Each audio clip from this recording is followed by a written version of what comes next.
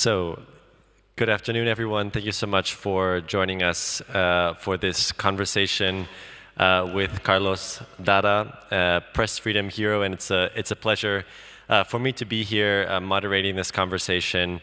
Last year, I'm Scott Griffen, Deputy Director of the International Press Institute, and last year IPI and IMS had the pleasure of awarding Carlos our World Press Freedom Hero Award together with Shireen Abu Akleh of Al Jazeera, which is the reference in the title of this conversation. Carlos is the founder of El Faro, which is really a pioneer in terms of online watchdog journalism, not only in El Salvador, but also in Central America. And for the work that El Faro has done as a public watchdog, they have faced an incredible amount of attacks and repression, including in recent years, politically motivated tax, money laundering cases, smear campaigns, as well as Pegasus surveillance against Carlos and many of his staff members. And this conversation that we're having, I think, comes at a really crucial time in at least three senses, and we'll try to pick up on each of those senses in this conversation. One is the fact that El Faro recently announced that they are moving their registration and some of their operations out of El Salvador to Costa Rica because of the repressive environment in the country. The second sense is related to the changing political and societal conditions in El Salvador. There's been actually quite a lot of international coverage about actually the success, and we're going to talk about what that success means today of the government's war on the gangs that previously ruled the streets of many parts of the country. And the third sense is a pivotal moment in terms of the growth of an authoritarian political and communications culture, not only in El Salvador, but also in Latin America, and what that means for the region and for the rest of the world. So let's get started right away. Carlos, if you can just start off by telling us a little bit about El Faro, when it was founded, and what the mission of the organization is. Hola, can you hear me? Yes. Thank you, Scott. It's a pleasure to be talking in this beautiful place. Thank you for coming.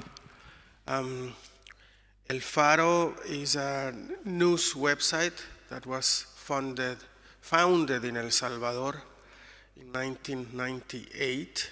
So we turned 25 years old this year.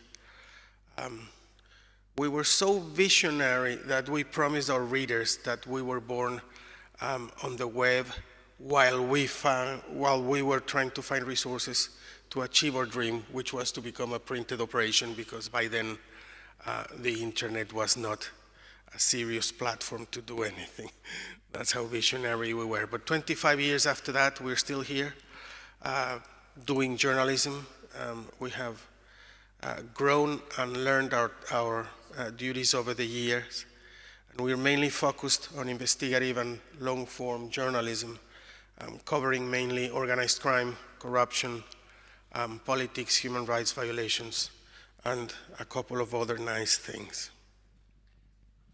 Thanks for that, Carlos. So, the media outlet's been around for a while, but as I mentioned earlier this month, you made a pretty big announcement that El Faro would actually be moving its registered base from El Salvador to Costa Rica, which I imagine it's a pretty significant and maybe even possibly a painful a moment. If you could just tell us a little bit about why that was necessary and what it means for El Faro's work.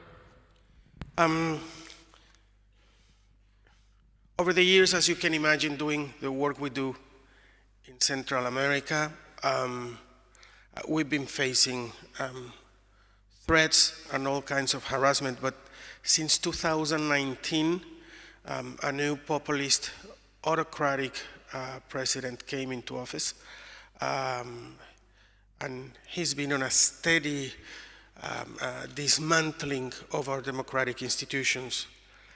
In those cases, as a lot of you know from your own countries, when this happens, journalism becomes one of the enemies, because imposing a unique narrative is essential to these kind of regimes.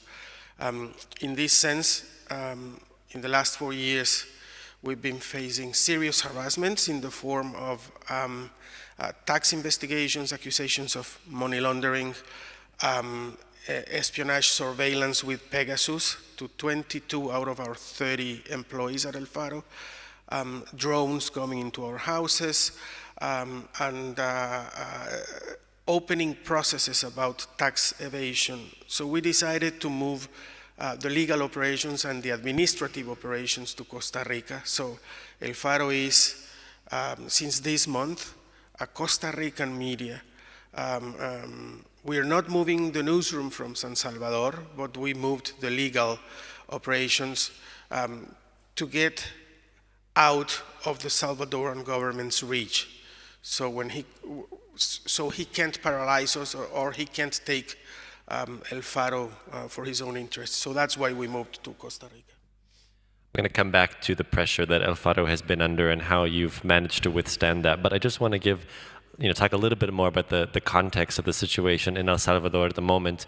One of the big stories in the region this year has been the state of emergency that was launched, that was put in place in the country about 13 months ago. And during that time, the government has had, and I think this is admitted by pretty much all observers, some pretty incredible or extraordinary success in terms of tackling the problem of gangs in the country that dominated many neighborhoods in the country, and that has really changed. At the same time, your reporting has been looking at what does this mean for the country and what does it mean for democracy and human rights in terms of the way that it has been achieved. Can you tell us a little bit about the changes that have been taking place in the country and how you see them? Yeah, just a small context. El Salvador has been one of the most violent countries for many years. When President Bukele came into office, he promised he was going to bring security. The murder rates lowered dramatically during his first 2 years in office, and we found out that this was due to a deal he had cut with gang leaders. He gave them benefits in exchange for lowering the murder rate, and he claimed it was his security plan. When we published that it was actually a negotiation with the gang leaders, that's when he decided that he needed to silence us. And since then, we've spent a lot of time and a lot of resources trying to defend ourselves, but we've managed to keep doing a lot of reporting and investigations on corruption and organized crime. It turned out that at some point during these negotiations, gang leaders are in prison. So Bukele freed some of them. One was captured last week in Mexico City. But then gangs on the streets started to feel out of the benefit. So during one bloody weekend in El Salvador a year ago, the gangs killed 87 people all across the country. And that's when officially the pact between the government and the gangs was broken. So Bukele dictated a state of emergency. He controls the whole system, the 3 branches of government. That's the Supreme Court, the Congress, the executive, plus the army, the police, and the Attorney General's office. So we've been living for the last year and a little bit more under a state of emergency, which means that the army or the police can stop you on the streets without any judicial order. They have captured 70,000 people in this year process, and Bukele brags about having built the biggest prison. So we basically broke a world record. We now surpass the United States as a country with the highest percentage of population incarcerated. But the truth is that the gangs, this has happened before, and usually when this happens, there's a moment of disruption when the gangs are hiding and running away. We are taking a picture of this moment, and that photograph shows us that the communities right now are living without the gangs, which explains in big part Bukele's huge popularity. He is now the most popular leader in Latin America. So this has obviously been sort of a big transformation, and El Faro has been covering this. I mean, what is the dark side of what is happening right now? We talked about the lack of constitutional rights. What is the impact in the future of this sort of dismantling of gangs and the state of emergency? I don't want to play the futurologist, Scott. I'm not good at that. I'm just a journalist, so we just take but this is the Polaroid of the moment. Communities are now living without the guns of the gangs in their heads, and it's a radical change. People are very happy. That's the Polaroid. But in prison, these thousands of people incarcerated, not all of them gangs, of course. According to human rights organizations, only 30% of those are gang members, and the others are people that were just stopped and without constitutional rights incarcerated. There are huge scandals of torture. More than around 200 people have died under torture in those prisons during this time. They are not allowed to be visited by their families or being touched even by their lawyers. And they are being subject, of course, the judicial system has no capacity to process these thousands of people.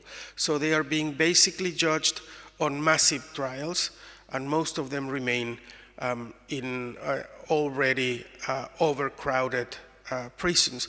The new prison has a capacity for 40,000 people. That's not even 60% of the people just captured during the last year.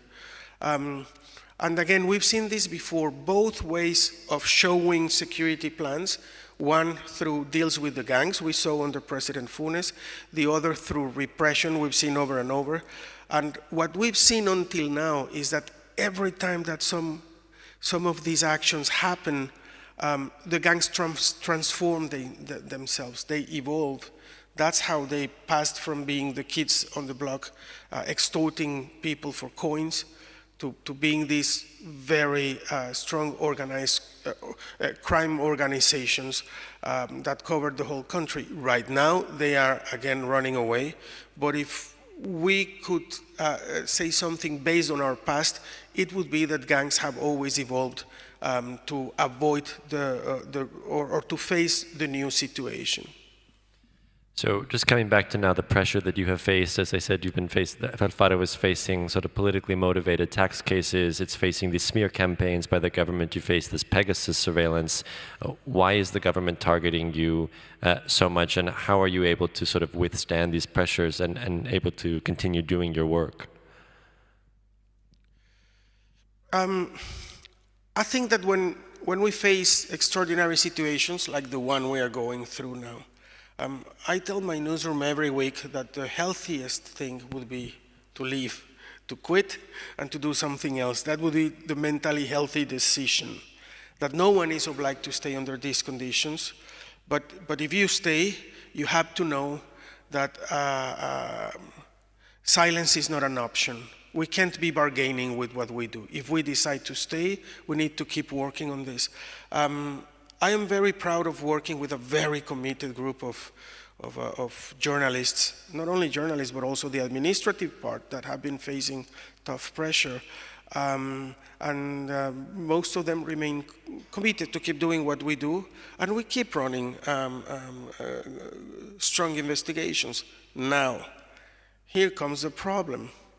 In a country where the president enjoys almost 90% of popular support, and he has declared us the enemy, what's the impact of your work, right? So this brings to more fundamental questions about what we do, that we need to ask ourselves every week. Why do we keep doing what we do if apparently the communities we serve don't care, don't believe us? They believe what the president says, that we're liars, that we're corrupt, money launderers, blah, blah, blah. And I like one of our reporters saying, Oscar Martinez says, when you ask him, what do we do, why do we keep doing what we do? He says, to make life a little bit harder for those bastards. And I think that's a good answer.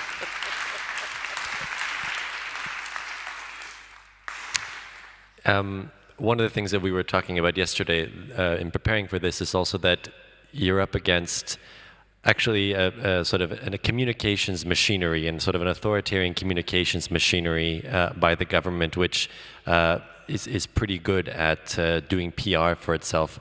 Can you talk a little bit about how the government is sort of producing its own narrative, about these sort of influencers and the way it's using new forms of technology, which I think is something probably not unique to El Salvador, but it really creates a whole new sort of issues for independent journalism?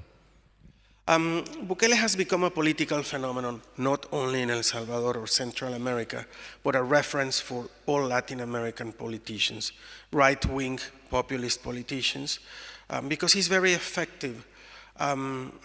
He basically destroyed the opposition. There's no more opposition in my country. He's a very popular populist, and he does this by mastering the ways of communication. This is a populist of the new era. This is the first millennial populist in Latin America. When he campaigned, mainstream media didn't cover his political expressions or offerings, even though he had spent 2 years in every single poll as a favorite candidate. But he had no party. He ran as an independent. And this is not a guy that likes to be close to the people, so he didn't realize political meetings. In a poor country like mine, this guy drove his whole political campaign on social networks. And he won by a landslide, right? Which was an eye-opener to the new country that we are having and to the new generations, and how this guy was able to communicate with a mostly young population without the rest of the country even seeing that happening.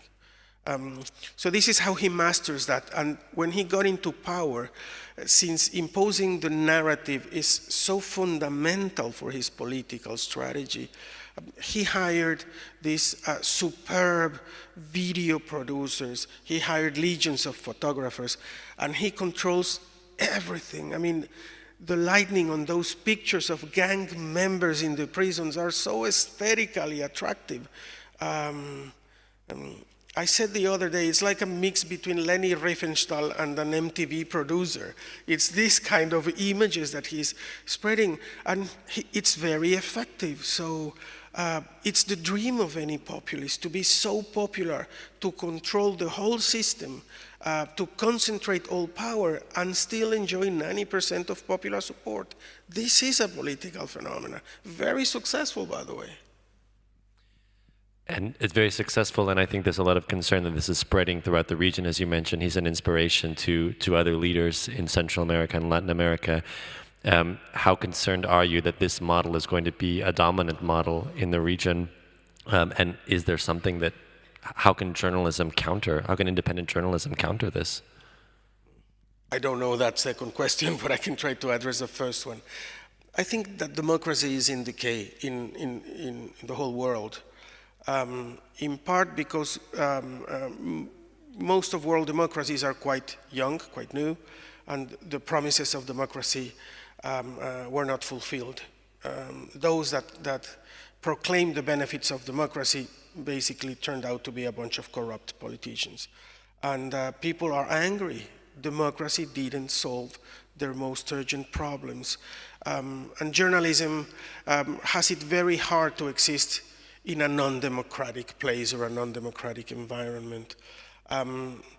So if democracy is in decay, it's no coincidence that journalism and journalism's position and credibility is also in decay.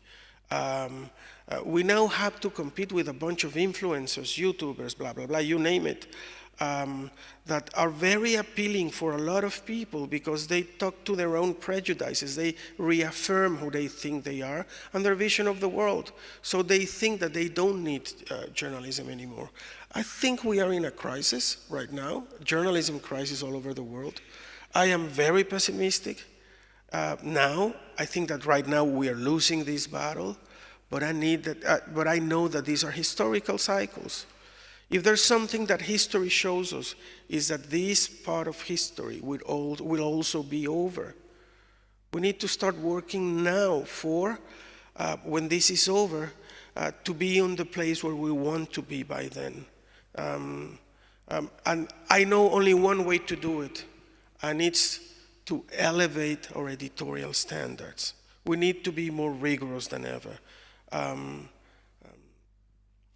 And we need to know that when this is over and people turn back to try to understand what happened, it will be our work that will guide them, because we are the only ones managing rigorous standards to try to consign reality and not doing propaganda. But that's the only way that I know. It would be sort of, I want to end and maybe have time for one quick question from the audience, but I want to mention two things. The first is that El Faro is part of a lawsuit against NSO Group related to the Pegasus surveillance. And I want to ask you very briefly what the significance of that for you is in terms of being active against that case. And the second thing that I also want to mention, and I know it's very close to your heart as well, is the imprisonment, the ongoing imprisonment of Jose Ruben Zamora, who is also one of our World Press Freedom Heroes in Guatemala, another country that is experiencing this type of authoritarian backslide.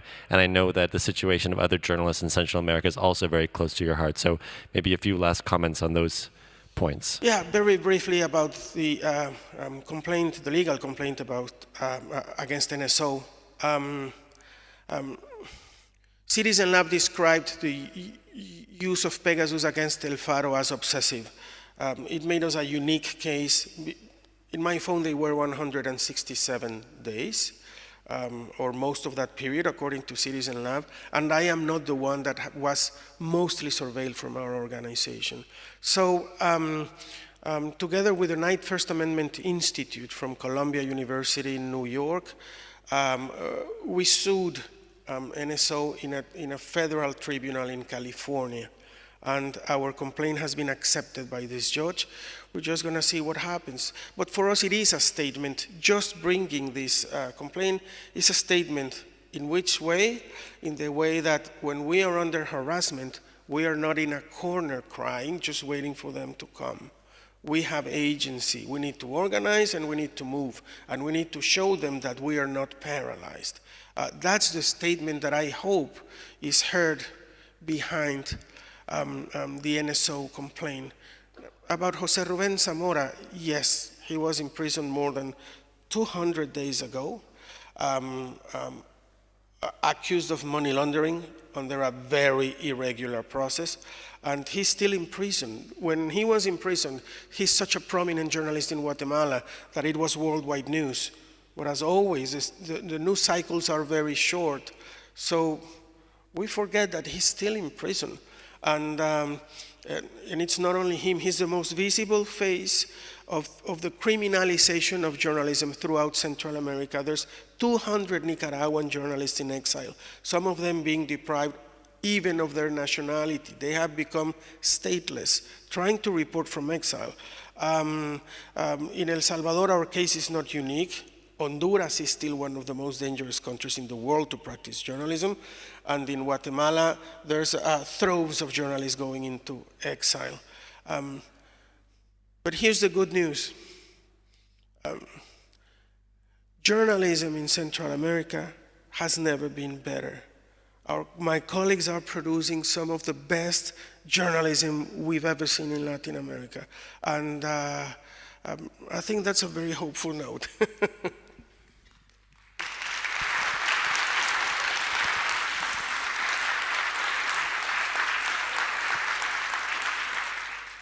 So something to be hopeful about, despite what is obviously a very serious situation in the region. I'm not sure if there is any time for questions from the audience. Unfortunately not. Carlos, I want to thank you so much for taking the time for this conversation, and thanks to all of you for being here and listening to these issues.